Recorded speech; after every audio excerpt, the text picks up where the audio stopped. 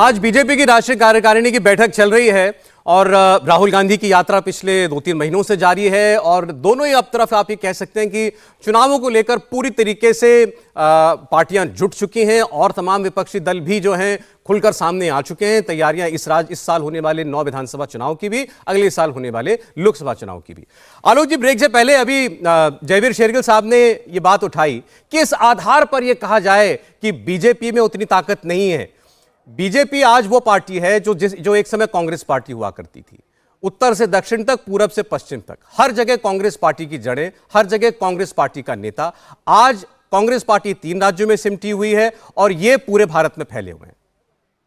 देखिए, मैंने अभी पहले भी कहा सौरभ भाई आपको, मध्य प्रदेश, कर्नाटक, गोवा, अरुणाचल, मिजोरम और जो भी राज्य जिन लोगों ने चोरी से हटते हैं उनको आप उससे हटा दीजिए, फिर आपको पता चल जाएगा कि क्या पोजीशन है। उसके बाद में आता हूं, बार बार कहते हैं हमने राज्य जीत लिए, राज्य जीत लिए। 2014 से लेकर 2019 तक मात्र एक गुजरात की सरकार रिपीट हुई थी। 5 साल में सारे चुनाव हारे।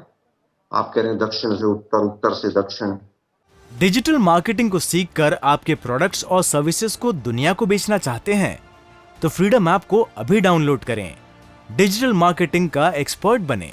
1993 के बाद दिल्ली नहीं जीती है बीजेपी ने, 1993 के बाद।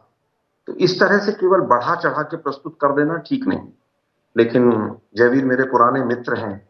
आज मुझे बड़ा वो हुआ कि तपस्वी जो है वो शिव भक्त नहीं हो सकता, उसमें भी कंफ्यूजन होता है। और 80 करोड़ लोगों को राशन देना पड़े फ्री में, ये किसी सरकार की अचीवमेंट हो सकती है? मुझे नहीं लगता है कि अचीवमेंट होती होगी ये।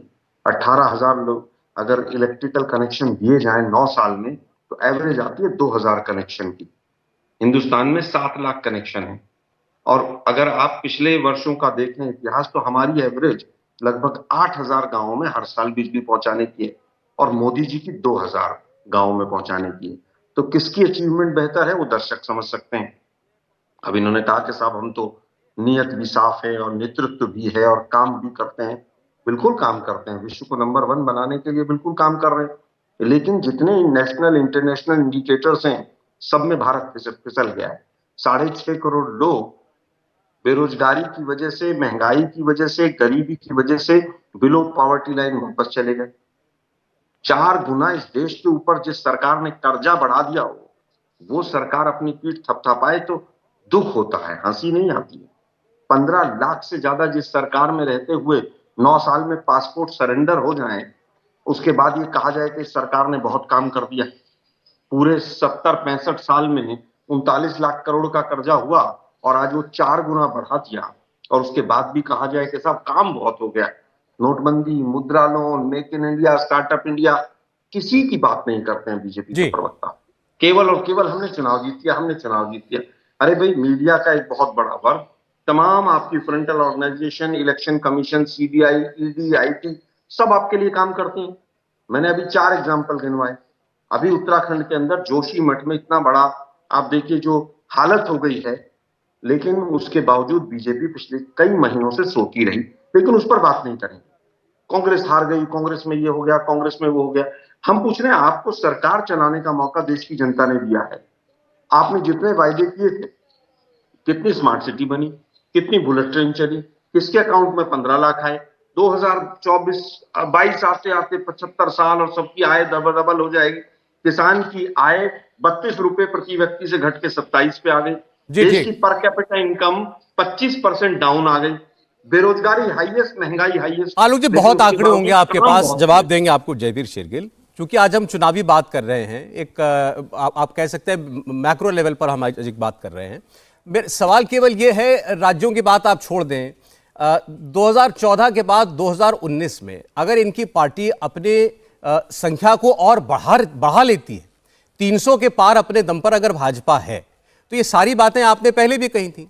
प्रदीप जी ने भी आपसे सहमति रखते हुए कहा कि आपके मुद्दे गलत हो, सारे मुद्दे गलत हो। ऐसा नहीं है। सवाल ये कि ये मुद्दे आप पहुंचा कितने पा रहे हैं? देखिए, मैं कहता हूं जब चुनाव आता है तो गोली मारो, रामजादे, शमशान, कब्रिस्तान, तमाम चीजें ये निकल कर आ जाती। पुलवामा हुआ, पुलवामा के शहीदों को आज तक शहीद का दर्जा नहीं मिला। पुलवामा में आरडीएक्स कहां से आया देश को नहीं पता चला है। पुलवामा होता है मोदी जी फोटो शूट कराते हैं और उसके 24 घंटे नहीं, ये बातें बहुत बार हो चुकी हैं, लेकिन पुलवामा की आप कह रहे हैं कि 2019 का जो इनका 2019 में जो इनकी चुनावी उपलब्धि थी उसमें पुलवामा का बहुत बड़ा हाथ था, बालाकोट एयर स्ट्राइक का। एक मिनट, पुलवामा का बहुत बड़ा हाथ था। अच्छा, पुलवामा क्यों हुआ, कैसे हुआ, अपने आप में आज भी एक मिस्ट्री है। पुलवामा में पाकिस्तान का हाथ था, किसका हाथ था, कैसे हाथ था, कौन सी संस्था थी, कौन सा आतंकवादी संगठन था, ये तमाम आज भी जांच के विषय बने हुए हैं।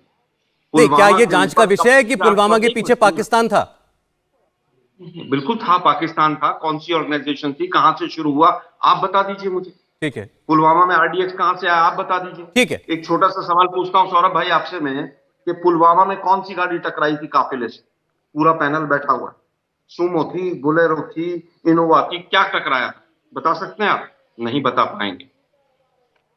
बता सकते हैं तो बताइए जरा। देखिए, इस वक्त मैं आप चूंकि हम लोग इलेक्शन की नहीं, मैं पूछ रहा हूं, हम इलेक्शन को डिस्कस कर रहे हैं। केवल और केवल एक कपटी राष्ट्रवाद का बहुत जीता जागता उदाहरण था। चलिए ठीक है, उस वक्त बहुत सारी तस्वीरें आई थी आलोक जी, आप ऐसे ऑफ हैंड कोई चीज पूछेंगे, जरूरी नहीं है कि वो किसी के भी दिमाग में हो कि वो कौन सी गाड़ी थी। उस बस की तस्वीरें थी, उस बस के साथ गाड़ी की तस्वीरें भी थी दूसरी, जिस व्यक्ति ने, सुने मेरी बात, सुने सर, मेरी बात तो सुने, मेरी बात तो सुने। अब सर मुझे थोड़ी याद है कि वो वैगन आर थी कि इनोवा थी, कौन सी गाड़ी, नहीं है मुझे याद, मुझे याद नहीं है, मैं कह रहा हूं मुझे याद नहीं है। चाहता है, मैं यही कह रहा हूं कि उसके ऊपर सवाल ये नहीं है, आपने कहा पुलवामा का बहुत बड़ा हाथ था 2019 में, ठीक। आपने कहा आज तक ये पता नहीं लगा आरडीएक्स कौन लाया, सवाल है।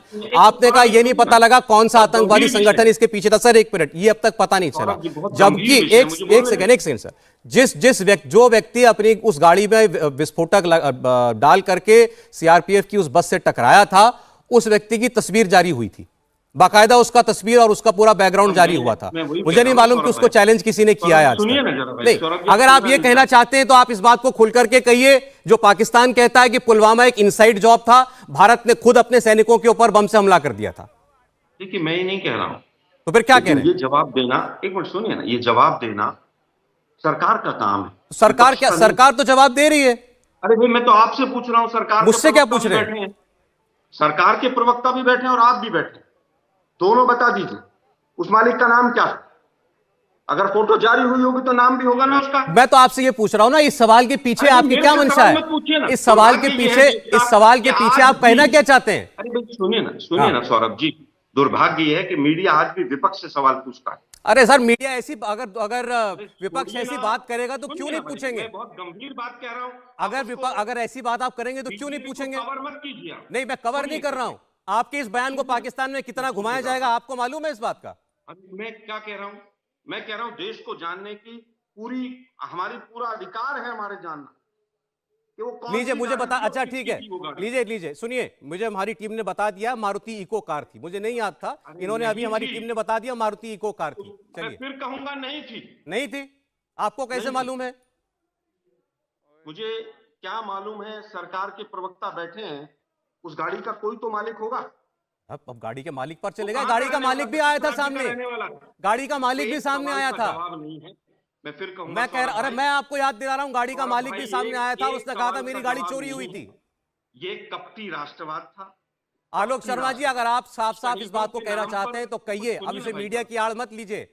ये बातें अभी तक दबी जुबान में आप लोग कहते थे, आज खुल के बोल दीजिए कि पुलवामा में, नहीं आप बोलिए खुल के कि पुलवामा में भारत की सरकार ने अपने सैनिकों पर हमला कराया, बोलिए फिर इस बात को। आपका दिमाग खराब है क्या? मैं ये बोल रहा हूं, आपका दिमाग खराब है क्या? फिर क्या है ये सारे सवाल? ये सारे सवाल किस बात के लिए हो रहे हैं? किस बात के लिए हो रहे हैं सारे सवाल? ये पुलवामा पर इतने सारे सवाल किस बात के हैं आपके? बताइए, आप ऐसा बोल दीजिए, आप कहने वाले कौन है मुझे? अरे तो आप मुझसे अगर सवाल पूछ सकते हैं, गाड़ी बताइए। अरे मैं एनआईए का इंस्पेक्टर लगाऊं क्या? मैं एनआईए का जांच कर्मी हूं क्या? आप एंकर की भूमिका, मैं एनआईए का जांच कर्मी हूं क्या? आपने कैसे मुझसे पूछा? मैं फिर कह रहा हूं, सुनिए ना भाई, जरा सुनिए जरा, मैं फिर कह रहा हूं आपको। फिर कोई आपसे कहता है कि ये सर्जिकल स्ट्राइक का सबूत मांगता है तो आप लोग चुप जाता है, एक्सपोज हो जाते हैं तो सुनना नहीं चाहते हैं। सुनिए जरा, मैं केवल ये कह रहा हूं आपको कि उसकी जांच आधी अधूरी हुई और उसमें आज भी प्रश्न चिन्ह है, इसमें कहीं कोई दो राय नहीं है। पहली चीज, क्या उनके शहीदों को शहीद का दर्जा मिला? हाँ या ना में आप बता दीजिए। अरे पहले आइए ब्लास्ट के ऊपर, आप वापस अभी आते जो हैं, बात सुनिए। शुरू की है उसको कंप्लीट कीजिए आलोक आपने शर्मा जी, 2019 बीच में छोड़ के अरे मत सुनिए जाइए। ना भाई, चिल्लाइए मत इस मैं तरह। चिल्ला नहीं रहा हूं, सुनिए। और ये अरे दिमाग सुनिए खराब ना। जैसे शब्द दोबारा इस्तेमाल मत कीजिएगा मेरे सामने। कौन से कायदे में रहिए आप भी, कौन से कायदे में रहिए। दिमाग खराब जो भी आपने बोला है ना, आपने जो शब्द रखे मैं दोबारा रिपीट कर रहा हूं। नहीं तो अगर फिर ये आप उसके दोबारा जो मेरे से आपको सुनने को पूछेंगे तो मिलेगा मैं उसके लिए भी दोबारा तैयार कहूंगा रहिए यही आप। कि बात आपका कहनी है दिमाग खुल के खराब कहिए, है। गाड़ी कौन सी है, गाड़ी का मालिक कौन है, अरे मैं फिर कह रहा हूं भाई, ये पूछ रहे हैं। सौरभ जी अगर आप ये सवाल मेरे से कहेंगे कि आप ऐसा बोलिए तो मैं फिर कहूंगा आपका दिमाग खराब है। मैंने ये कहा मैं एक आपसे जगह कि मैं अगर रिपीट आप कुछ करता हूं। कहना चाहते हैं तो खुलकर शांति कहिए, से सवाल पर आइए, ताकि ये मुद्दे पता पर चल आइए। जाए कि आपका डिबेट को दिमाग भटकाइए खराब मत। है, मैं फिर ताकि ये कह रहा पता हूं, चल जाए आलोक शर्मा कि आपका दिमाग खराब है। खुल के कहना छोड़िए। चाहते हैं तो कह दीजिए। छोड़िए ना साहब, छोड़िए। हाँ। दिमाग खराब किसका है पूरा देश जानता है, छोड़ दीजिए। मुद्दा ये है, अब आए आज बड़ा भी- मुद्दे पर। अरे सुनिए ना भाई, आज भी आप ये मेरे मुंह में रखें कि आप ऐसा बोल दीजिए तो मैं मैंने आपको आपके यही मुंह में कहूंगा नहीं कि रखा। आपका दिमाग खराब बात करने का एक है। तरीका मत होता है कहिए आलोक ना, शर्मा जी, और आप बेहतर जानते हैं बीजेपी मुझे। के प्रवक्ताओं से भी आगे चले जाते हैं। डिजिटल मार्केटिंग को सीखकर आपके प्रोडक्ट्स और सर्विसेज को दुनिया को बेचना चाहते हैं तो फ्रीडम ऐप को अभी डाउनलोड करें। डिजिटल मार्केटिंग का एक्सपर्ट बने। नहीं छोड़ दीजिए इन सब बातों को, फालतू की बातें मत कीजिए मेरे साथ आप, दुख होता है। फालतू की बातें मत कीजिए सब। सुनिए ना, बात कर रहे हैं, कायदे से बात आप कर कीजिए, रहे हैं। तरीके से बात कीजिए। फालतू की बात मेरी आप कर मजबूरी रहे हैं। नहीं है आपको यहाँ सुनिए बैठकर ना। सुनना बकवास। अरे भाई सुनिए ना जरा, सुनना नहीं चाहते आप, मुद्दे से भटका देते हैं डिबेट को। मैं मुद्दे से नहीं मैंने भटका ये रहा हूं, कहा कि आप कहां ले जाना चाह रहे थे वो आपको नहीं मालूम है। अरे सुनिए ना भाई, सुनिए ना जरा, सुनिए ना, बोलिए। सुनिए। आप बोले जा रहे हैं, मेरे से ज्यादा आप बोल रहे हैं। पूरा दर्शक देख रहे हैं कि बीजेपी से ज्यादा डिफेंड आप कर रहे हैं बीजेपी को। अरे सुनिए साहब, जरा। आप मुझे अगर अपशब्द आप कहेंगे, expose सुन हो लो रहे हैं, सुन लो आलोक शांति शर्मा जी, से सुन लो। दिया करे भाई। मुझे सुनिए जरा। अपशब्द कहोगे अगर तो सुनिए ना तो भाई। मैं वो सुन करके थैंक यू सुनिए आलोक ना। शर्मा जी, बड़ा अच्छा लगा आपसे बात करके नहीं कहने वाला हूं। अरे भाई ये सोच सुनिए ना, करके मैं अगर भी आए नहीं थे कहने तो। आया। कि नहीं बहुत अच्छा कर रहा है इंडिया टीवी, मैं भी कहने नहीं आया। हाँ तो मत बोलिए, सुनिए जरा। किसने आपकी जो तारीफ का discussion कौन मोहताज है आपने आपके। बुलाया, उस पर बात कीजिए। मुद्दे की बात यह है कि 2014 से लेकर आज तक देश की अर्थव्यवस्था में क्या क्या अब अर्थव्यवस्था पे आ गए, छोड़िए आलोक शर्मा जी। प्रदीप जी छोड़ दीजिए। आपने आज काफी डिसअपॉइंट किया, मुझे आपसे कतई उम्मीद नहीं थी, और पर्सनल रिमार्क करने के लिए डिबेट पर आने की जरूरत नहीं होती है। दिमाग जब किया है मैंने, जब नहीं छोड़ दें आलोक शर्मा, छोड़ दीजिए। इंडिया टीवी हर वक्त हर जगह डाउनलोड करने के लिए सर्च करें India TV news Google play store या ऐप स्टोर पर।